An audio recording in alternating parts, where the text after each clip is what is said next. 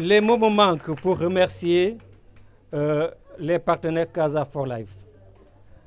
Pour la petite histoire, un jour, M. Arfan Kamara m'a appelé pour me dire qu'il a des partenaires belges qui ont un projet de construction d'une maternité à Djabir.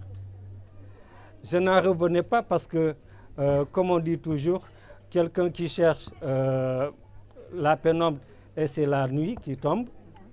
Parce que quelques jours avant, j'ai eu à discuter avec le maire en lui faisant un compte-rendu d'une rencontre que j'ai eue avec le docteur Kandé qui me faisait la situation des postes de santé à Ziguinchor. Par la même occasion, il m'a parlé de Djabir qui est passé de case de santé à poste de santé et qu'il y a une maternité qui n'a pas encore ouvert parce qu'il y a des commodités. Avec le maire, quand je lui ai fait le compte-rendu de la situation, donc on était en train de voir comment dans le budget de la commune, on allait construire une maternité à Djabir.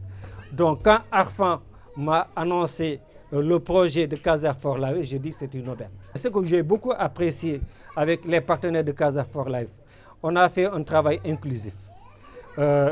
Déjà depuis juin 2022, si je me rappelle bien, on a commencé à discuter et Yves me disait leur architecte n'a pas le temps de produire des plans, mais il serait disponible peut-être en fin 2022.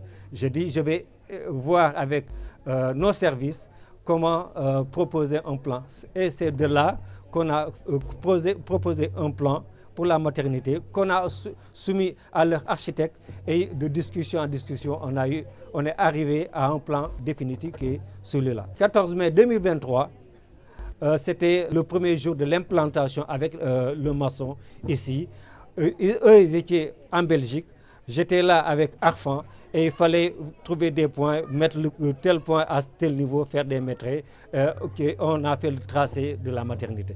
Et j'ai beaucoup apprécié le travail et chaque fois on avait des réunions en ligne pour voir l'évolution des travaux. Et après le choix des corps de métier, la machine s'est ébranlée. Alors Djabir, c'est un quartier un peu désenclavé qui a une difficulté d'accès.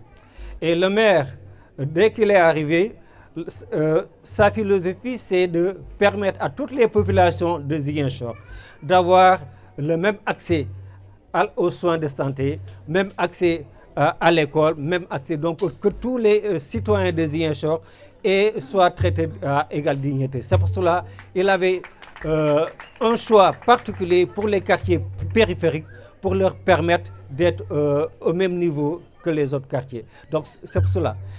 Djabir était une priorité pour lui. Donc on a lancé une commande de matériel, un équipement complet d'une valeur de 24 millions pour équiper la maternité de Ziguinchor. Donc nous espérons d'ici la fin du mois, début janvier au plus tard, vous aurez tout le matériel pour rendre fonctionnelle cette maternité. Et concernant l'accès, nous allons relancer la Géroute pour quand même refaire ce tronçon qui relie la route principale venant de l'université à Djabir.